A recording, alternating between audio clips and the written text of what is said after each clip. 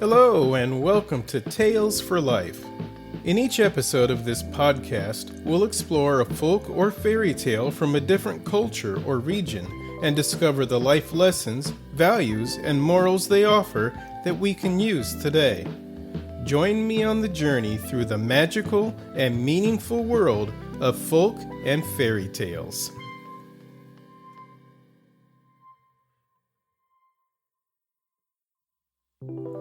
Hello, and welcome back to Tales for Life, the podcast that journeys through life one tale at a time, where timeless stories meet everyday wisdom. Thanks for being here for what I hope is an inspiring episode.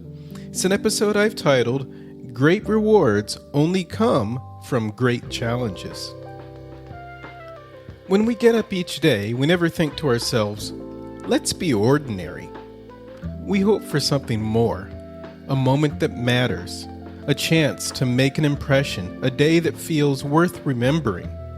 Whether it's in our work, our relationships, or the quiet goals we carry inside, we long for greatness in some form.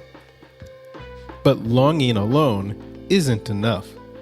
Great outcomes don't come from small efforts. They ask something of us: courage, persistence, sacrifice. And often they ask us to keep going long after the easy path has ended. That's the quiet truth behind every meaningful achievement. It was earned. Today's story is a beautiful reminder of that truth. The Journey to the Sun and the Moon is a Slavic folktale first translated into English over 125 years ago. It's a tale of wonder and determination, showing us that if we want results outside the ordinary, we must be willing to take steps outside the ordinary.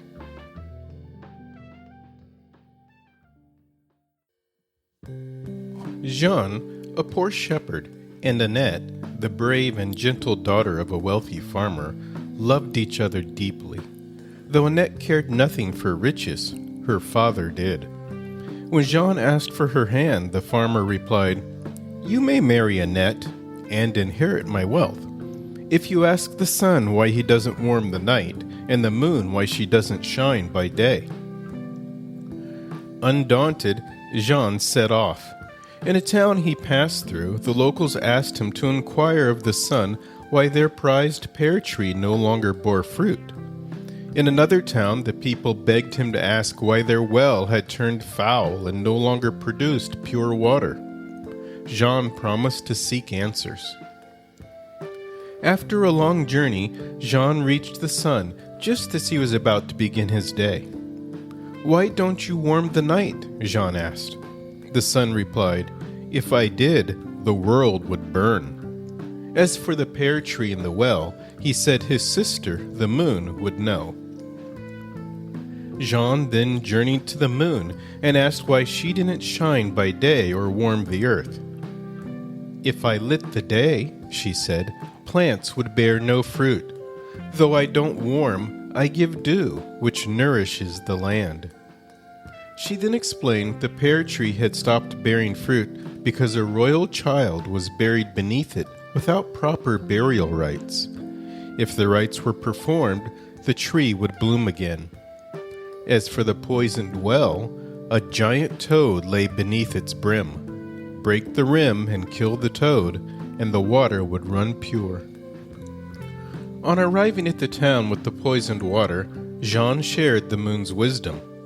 The villagers broke the well's brim, found the toad, killed it, and restored their water. All the people brought Jean presents, and thus laden with riches, he again set out. On arriving at the town where grew the unfruitful pear tree, he was warmly welcomed by the prince, who at once asked if he had forgotten to question the stars about the tree. Jean then related all the moon had said, and when his directions had been carried out, they were rewarded by seeing the tree blossom immediately.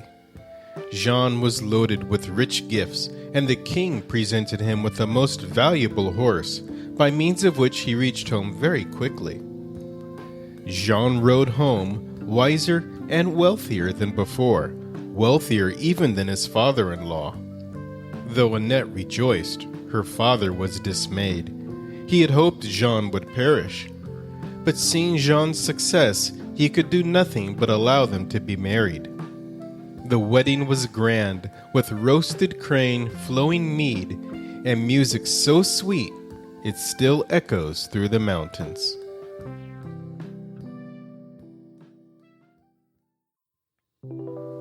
While this was just a shortened version of the tale, there's no shortage of meaning tucked inside it. Jean's journey might feel fantastical, but the lessons it carries are surprisingly down to earth.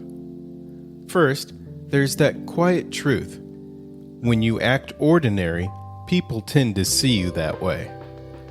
Annette saw Jean's heart, but her father only saw a poor shepherd. It wasn't until Jean set out and did something bold that others began to see what was really there. Sometimes we have to show the world what we're made of before it knows how to respond. Second, you've got to step outside your comfort zone if you want to do something extraordinary. Jean didn't just take on a challenge, he took on the challenge. Talking to the sun and the moon? That's no small errand. But he didn't hesitate. He just started walking. And that's often how it works. The first step doesn't need to be perfect. It just needs to happen. And third, when you do something extraordinary, people start to see you differently. By the end, Jean wasn't just the shepherd anymore. He was the one who solved problems, helped towns, and came home with more than anyone expected. He earned respect, not by demanding it, but by doing the kind of thing most people wouldn't dare to try.